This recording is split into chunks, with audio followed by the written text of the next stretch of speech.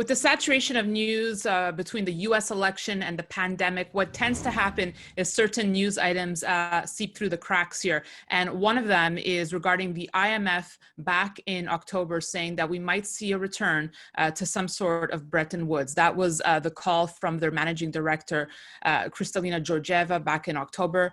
And I want to talk about this today with my guest, Simon Dixon. He is the CEO and co-founder of the online investment platform banktothefuture.com. He also wrote a book 10 years ago with the same name, Bank to the Future, in which he predicted the crisis that we're experiencing now in 2020. He also has another prediction, which we will get to. But first, welcome to the show, Simon. Hey, really excited to be here. Thanks for having me. Well, I'm happy to have you. I mean, Max Kaiser has called you the best investment banker in Bitcoin. So I thought you'd be the perfect person to talk, obviously, Bitcoin, digital currency. But first, this message from the managing director of the IMF that we might see a new Bretton Woods. What do you make of it, and what would it look like? So I think that we're leaning towards a central bank digital currency world.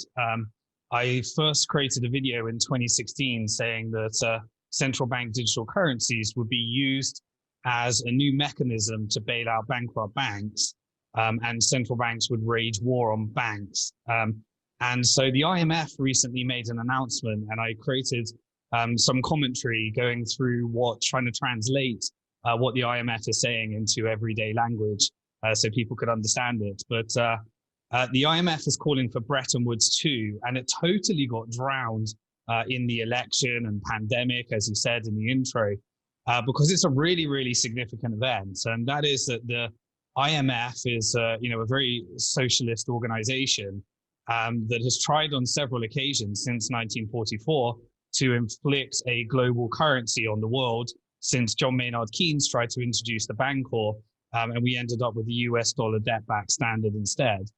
The IMF is getting ready now that all central bank balance sheets are completely out of control. Governments are entering globally, we're in $250 trillion of global debt. I think that the next stage after this election, after this health crisis, is banks' balance sheets being exposed for what they actually are. And so the IMF is the perfect type of organization that would like to be involved in negotiating a new monetary system and putting their central bank digital currency at the center of that in order to really put forward what they tried to achieve with special drawing rights, but didn't quite get as far as they wanted to go.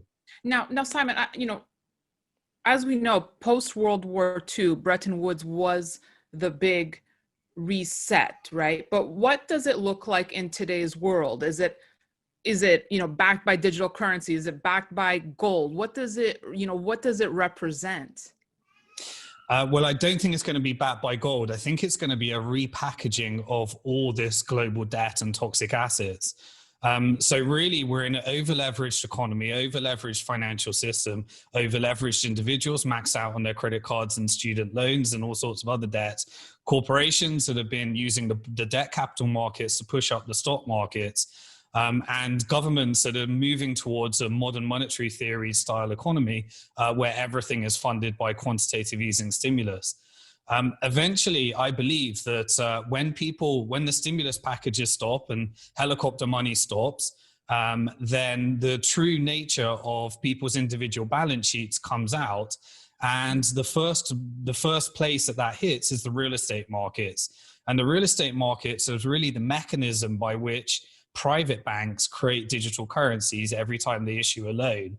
And so if the banks haven't sold enough of those toxic assets to your pension, like they did before the last financial crisis, then it exposes the bank's balance sheet for what they are. And because banks are definitely too big to fail, and the impact of that deflation on the global world would be disastrous for all, then I believe that this time, rather than bail-ins and bail-outs, because of all the social unrest at the moment, it could be replaced with just simply letting the bank go bust. And rather than using some of these FDIC insurance schemes that only have approximately 1% of all the deposits it's insuring, or less than 1%, then you need a new form of money that will be injected into the economy. And a real simple way of doing that is just simply creating an app at the central bank. The central bank saying, everybody download this app, you'll get some helicopter money. And if the Chase Bank goes bust, then any deposit you had will be replaced with this new central bank digital currency. You're essentially replacing debt-based money that was created by a private bank with non-debt-based money created by a central bank, and you have a non-inflationary mechanism for deleveraging the economy. And then we're going to have currency wars globally, and the IMF wants to do that on a global scale. Interesting. A different type of currency war, though, than one we've maybe spoken about in the past, Simon, no? Yeah, I mean, this is a deleveraging. These are debt-free money. People just say, well, we already have digital currency. Almost 97% of all the money is, but that is all backed by debt. And it was created by a private bank every time a loan was issued or a mortgage was taken out. This is injecting. We've got precedent for this. It was done in the non-digital age during the American Civil War when the greenback was created in order to fund the Civil War. Essentially, the government just created this new money, injected it into the economy debt-free, rather than going through a central bank or a private bank.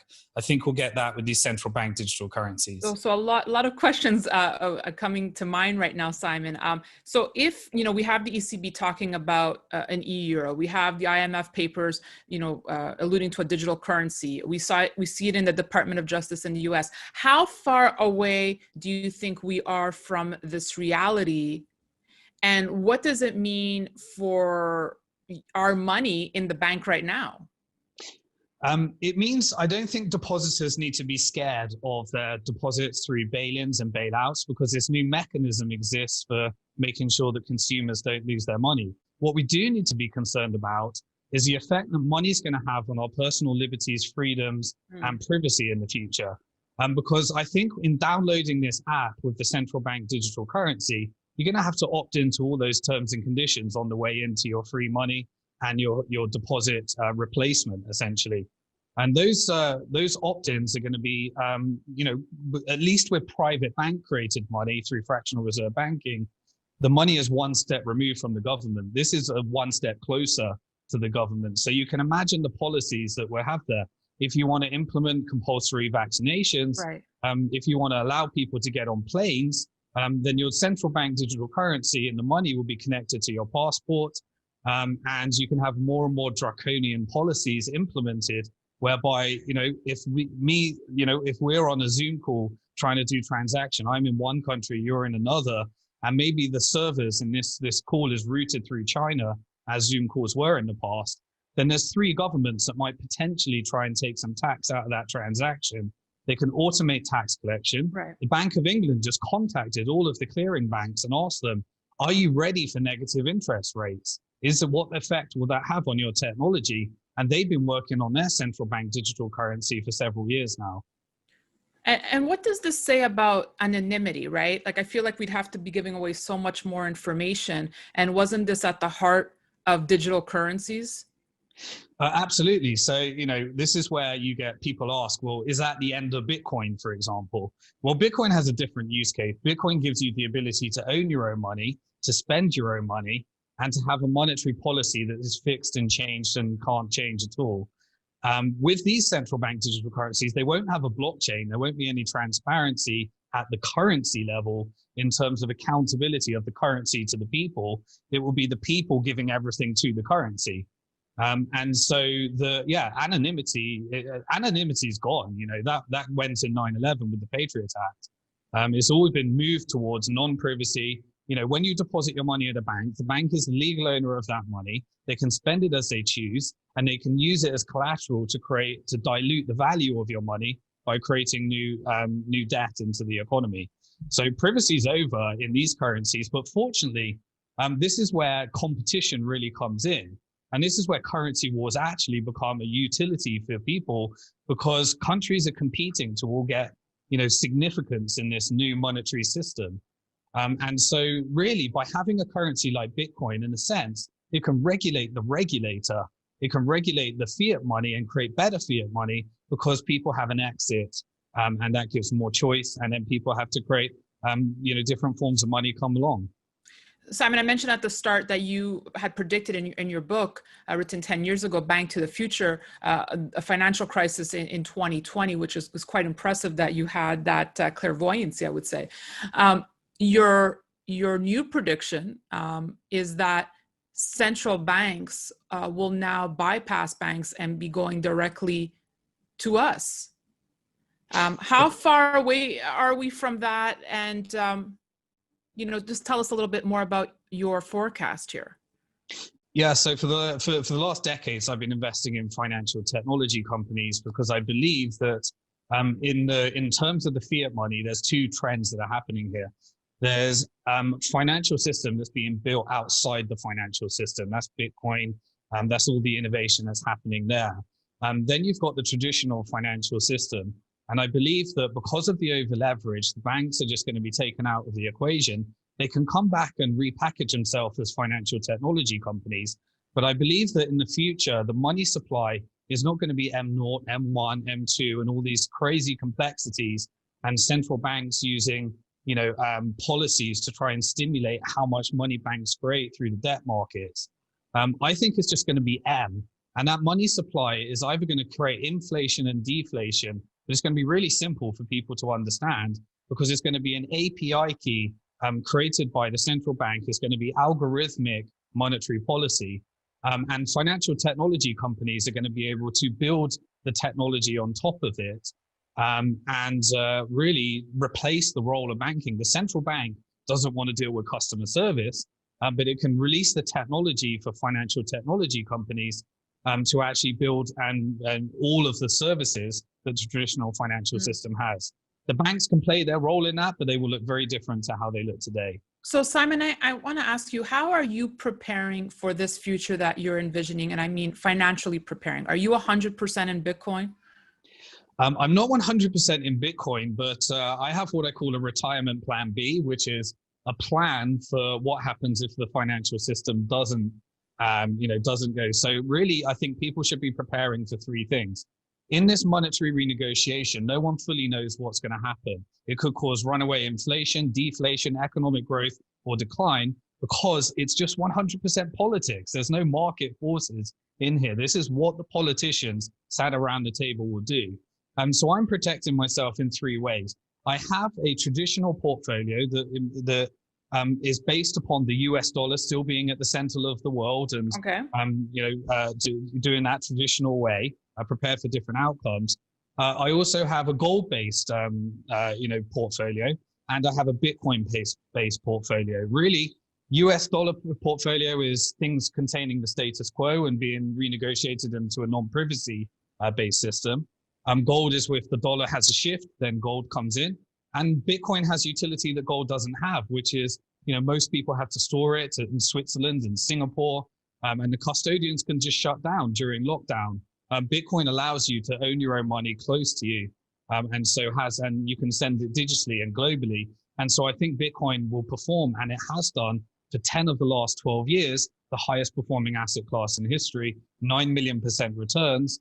But also, it's worth looking at other eventualities because at the end of the day, some politicians can decide to make it illegal in their countries like they did in gold in the past. But unfortunately, competing currencies will see that opportunity. And you need to be looking at different eventualities too. And what a rally indeed. As we're speaking right now, Bitcoin, easily crossing over the 14,000 mark here. What's your forecast for Bitcoin? Let's talk within the next 5 years. I've stayed away from price forecasts ever since I've been involved. I spoke at the very first Bitcoin conference in the world, and it's been a crazy ride. I've seen my $30 Bitcoin crash to $3 in one day. I've seen my $1,250 Bitcoin go down to $250. I've seen my $20,000 Bitcoin crash down to $3,000 in 1 month. I fully expect my $100,000 Bitcoin to crash to $30,000. But the trend is simply clear. The supply cannot be changed. And each and every year, people realize, and the government give people more and more reasons to want to own their own money, spend their own money, and have a monetary policy that cannot change. We're seeing real scarcity within the Bitcoin markets.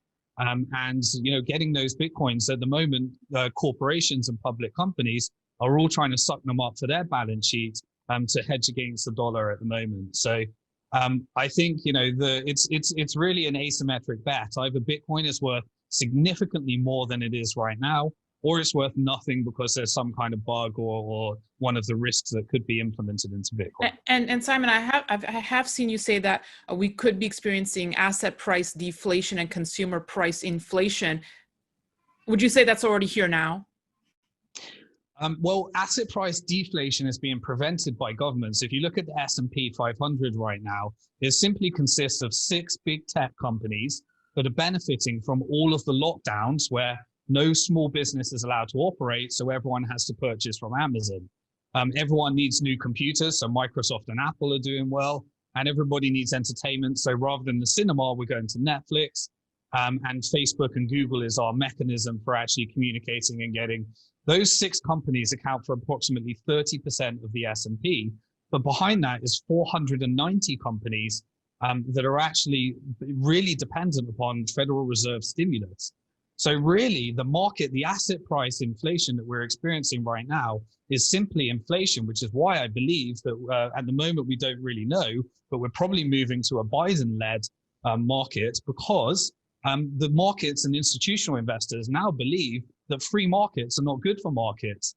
Republican is not good. Lower tax is not good. Stimulus is good for markets. And so everything's a Federal Reserve-led market. But eventually, once those monetary renegotiations happen, I believe that we need massive corrections in asset prices because it's created this ginormous wealth inequality globally that needs to be reversed, and people need more affordable assets, not higher priced assets. Okay.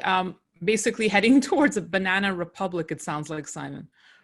Well, I do think that this is one of the most exciting times in financial history, and I do think that there are many tools available to us to actually move this in the direction it needs to go. So to me, it's not all doom and gloom, but as an individual, you really need to be on top of these things, which is why channels like this are so important, because everything's speculation now, and you have to speculate, otherwise someone's speculating for you.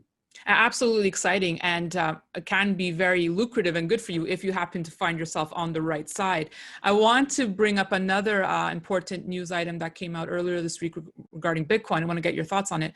A wallet possibly belonging to early dark net market Silk Road moved almost 1 billion worth of Bitcoin recently. This is according to the blockchain intelligence firm Elliptic. How significant is this news, Simon? Does it just make a good headline, or could it really have an influence on price? It's certainly. So Bitcoin is one of the most manipulated asset classes out there. Money moves to these exchanges. I should disclose I'm a shareholder in many of the major exchanges in the crypto sector. But at the same time, the manipulation in the crypto markets is insane. But that only really affects you short term. The long-term fundamentals do not change and are not manipulated. So if this new supply that was locked up, really in Bitcoin, you have what's called the hodlers of last resort, which is the people that will just not sell Bitcoin no matter what. And so often what you see in the Bitcoin markets is some of these old addresses moving money towards an exchange in order to manipulate people to try and sell some of their Bitcoin. And then they just scoop up the Bitcoin because long term, it is scarce. There is only ever 21 million. And the utility of it goes up every year. So short term, certainly something you might be concerned about as a trader. Long-term fundamentals, I really don't care. All right. Finally, Simon, are you buying anything right now? Would you be looking to add more Bitcoin to your allocation right now, or do you feel good with where you are? I'm good with where I am, but at the moment, if I'm earning, for me, if I'm selling Bitcoin, the question is, what am I buying? Not whether I'm selling. So for me, I have set allocations that I put towards US dollar assets, set allocation to a gold portfolio, and set allocations towards Bitcoin. And I'm looking to increase those all the time, really. So when you say gold portfolio, does that include mining stocks? Is it physical bullion? Is it ETFs? For me, I look for the physical and I get exposure through the paper markets. But the vast majority of my wealth is in the retirement plan B, which is the Bitcoin plate. Right. What about, do you like cryptos that are backed by either gold or silver? Whenever you have, really it's just a way of bringing more people into the gold markets. It doesn't fundamentally achieve anything. It's just if more people can get into the gold markets through these products. But again, most of them are just paper gold anyway. So there's not enough physical gold to cover all this paper gold. So creating a crypto asset that's backed by some kind of paper asset and trying to mimic the price is interesting, but not really any game changing there. Simon, I thoroughly enjoyed our conversation. Before I let you go, I appreciated how you took a positive spin, within this economic uncertainty we're living in. And I guess there always is a rainbow, and we can look for that silver lining. What are your thoughts to investors and viewers watching in terms of staying positive and staying the course during these times? So I do think that this isn't the end of the financial system as we know it, and there are ways of hedging out. We got Bitcoin, we got gold, and we got the traditional markets and tools and mechanisms that policymakers can use to try and maintain some kind of sanity in this system. So I do think it's positive times ahead. My fear, though, is for those people that are really over leveraged into debt right now. And the young people, and this is why I got quite interested in crypto markets, is that it actually gave a tool and a financial product that those that were in, on that debt cycle, that were taking on their student credit cards, taking on their loans, suddenly they found a financial product that they were philosophically aligned to and started thinking about savings investing for the first time. So really, there's obviously investors will be all right. They'll figure it out. But I'm more concerned about those people that haven't even got on that stage yet. And so really, it's a really simple message. Spend less than you earn and invest the difference. And really, it's just really simple fundamentals. And people need to really be thinking about that, and especially in these times like today. Very well said, Simon. I appreciate that. And I appreciate you taking the time to speak with me. Come back on the show. Simon Dixon, banktothefuture.com. Thank you so much. Thanks, Vic. And thank you for watching. We'll have much more for you on Stansberry Research. In the meantime, you can follow us on all our social media platforms, Twitter, Instagram, LinkedIn, and Facebook. We are all there. Thanks for watching. I'm Daniela Cambone.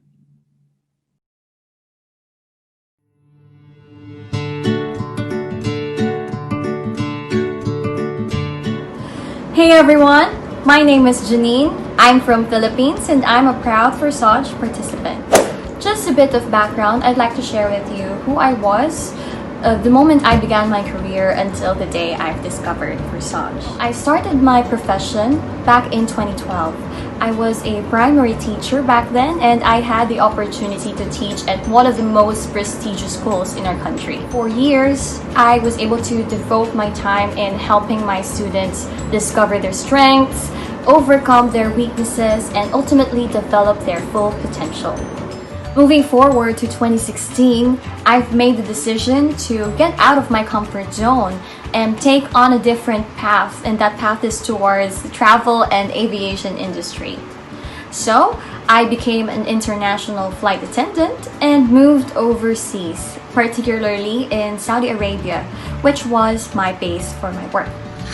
Being a flight attendant is truly exciting because I get to see the world and interact and learn with as many cultures as I can. I love my job because it allows me to be of service to my guests on board the aircraft, ensuring that they have a safe, comfortable, and enjoyable flight with us. My hard work was noticed during my third year in my company. During the final months of 2019, I was gratefully promoted for the butler position, and it is a premium role whereby my duties and responsibilities are solely or exclusive for first suite guests. As you can see, I am very much happy with the direction of my career, especially with my new role as a butler.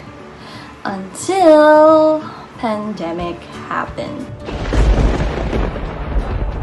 Of course, aviation industry took a hit, and it's something that we cannot control. It's definitely out of our hands. Personally, I was here in the Philippines when lockdowns have been imposed all over the world, and due to travel restrictions, I cannot go back to Saudi Arabia. And because I cannot go back to my work base, I cannot continue working. All of this, it suddenly came to a halt. Maybe it's temporary. I am praying that it is temporary. But right now, there's really nothing that I can do. Even my company, I know there's nothing they can do, and there's nothing I can do but to accept the situation. So here I am, 3 months from March to May to June, just cooped up at our home, not doing anything at all, basically just Netflix and chill, and not being productive. For the first time in my life, I am not productive at all. It worries me because I'm not used to this. I've been a career lady all my life. I devote myself to whichever company I go. Those 3 months were really one of the hardest months, especially this year. Until one day, my colleague sent some videos and photos of people earning in our group chat. So out of curiosity, I just opened that link. It showed me a testimony of this person earning a lot of money, and that curiosity moved from one person to another person with another testimony saying that he earned a lot, and this guy earned a lot, this girl earned a lot, and they even started just 10 days to a month before I saw the post. It got me wondering, what are they doing? I watched the videos about Forsage. That's the first time the word Forsage was introduced to me. And as I carefully watched the video, thinking, what is Forsage? What is in the system that makes it work? How come a lot of people are earning from it? So after watching 2 videos, immediately I approached my colleague and asked her about it. And during the conversation, honestly, I did not get a lot. I did not understand it fully.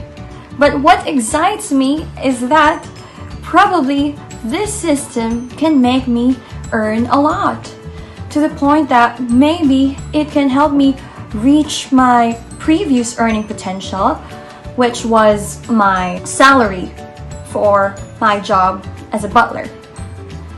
That idea wherein maybe using this system I can reach that kind of income, that idea excited me. That's why right then and there, I took out my cash. Here's my 2,400 pesos at that time. And I asked my colleague, all right, let's begin. Let's start this. Let's do this. So, upon registration, as I've said, these are new to me. I was entering the world of cryptocurrency, something that I really did not study at all. But because we are in a pandemic, we are just staying at home, we have all the time in the world to study. And that's what I did. I studied carefully for 3 days. I searched the internet. I read some blogs. I started actually with the negative one. And then when I searched about the negative terms, I did not stop right there. I continued my search and discovered some more concepts that will help me understand what makes Forsage work, such as Ethereum. Because in here, we are earning Ethereum. We are collecting and generating Ethereum.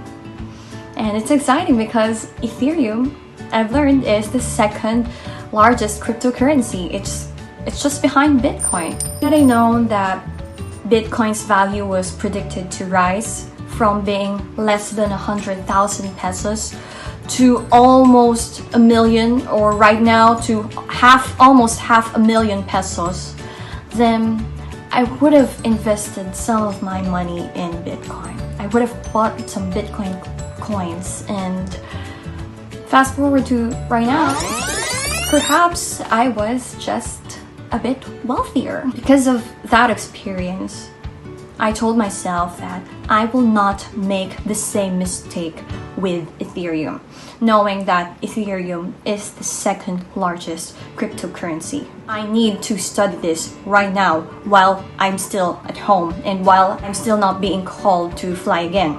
So that's what I did. I've searched about Ethereum. I've learned about smart contracts and decentralized project, Ethereum blockchain, peer-to-peer transactions. These words would be jargons to me at the beginning, but because I've spent time, I already know what they are, and it helped me believe that the system that I entered into is amazing. It's scam proof. It's going to exist forever as long as we have the internet, we have the smartphones, and we have electricity. It is here to stay. That makes me believe that this is not a scam. Next, the fact that it's decentralized, wherein all of the participants get to have their own cryptocurrency wallets, and for every earning that they make, it just simply goes directly and instantly to your wallet. So instant payout. You can withdraw your earnings anytime you want. That is also mind-blowing for me, because you don't have to wait for every 15th of the month or 30th of the month to receive your pay slip or your salary. Whatever hard work you put into the system pays you already, and it's already in your hands. And because the system is decentralized, it means that all our data and all the Ethereum that's being generated in the system is not stored in a centralized place or location, because companies are centralized. You have all the funds in here, you have all the data in here, and this becomes risky if someone from the company takes it all in one go, and you're left with nothing. But with Forsage, this cannot happen. There's no center. It's being run by multiple computers. We have different wallets for every participant. So it is safe from hackers, safe from scammers. And that's what makes me very happy to share it with a lot of people. So if you ask me how Forsage changed my life, the answer is this. It opened doors for me again to be a teacher. My friends and my family know that I am a passionate learner and a dedicated educator. And this is just basically what I do here. I teach people who are interested to learn and interested to know about Ethereum and how to improve themselves as an affiliate marketer in order to grow their Ethereum. Whenever my students or my team members earn, I feel happy because it gave me a sense of purpose again, to be able to help people earn as well. You know what? I've just been around the system for only 38 days. So it's just over a month, but I've seen my team members earn, and they've already received their return of investment, and they're just continuing to earn, and that for me is fascinating. And personally, in a span of 38 days, I'm happy to inform you that I've generated a total of 3.875 Ethereum. 3.875 Ether, which is about $1,251, or in pesos, it's 61,774 pesos and 58 cents. That is beyond the average employee's monthly salary in our country.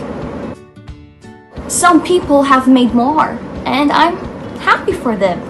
In fact, however amount you've made, whether it's big or small, it's still considered as progress. And the fact that you're taking action, you should already give yourself credit for that, because a lot of people are still battling their fears. They're facing their doubts. But you are already here, taking a leap of faith and taking an action. So that itself is crucial for you to be able to achieve your dreams, using Forsage as a tool to better yourself, to inspire others, to reach your goals, whether it be, just being able to pay your monthly bills or getting yourself out of debt, or building your assets, or buying the things that you want instead of just the things that you need. And hopefully one day, setting ourselves financially free. So with that, I would like to extend my sincerest gratitude to the brilliant minds behind this project. So to the creators headed by Mr. Lado Okanikov, thank you so much. You've changed the lives of so many people worldwide, not just in the Philippines, but for every nation where there is a Forsage participant. You've just opened up an opportunity for us to build wealth and follow our dreams. So in Filipino, I would like to say, Salamat po. Thank you very much. Hello everyone, how are you? I hope all of you are doing well now. I'm calling from South Africa. I'm from Nigeria. Manizales, Colombia.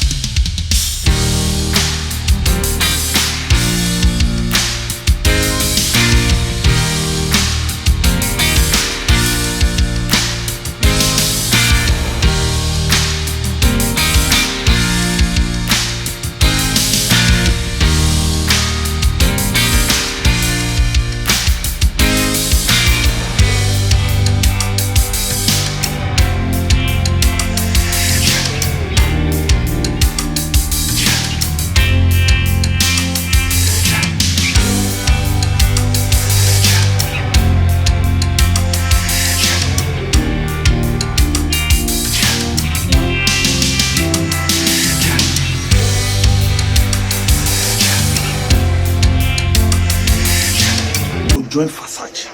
Forsage has been doing it for us. Forsage. Thank you, Forsage. Together with Forsage, I will reach my dreams. Thank you, Forsage. See you and make it happen now.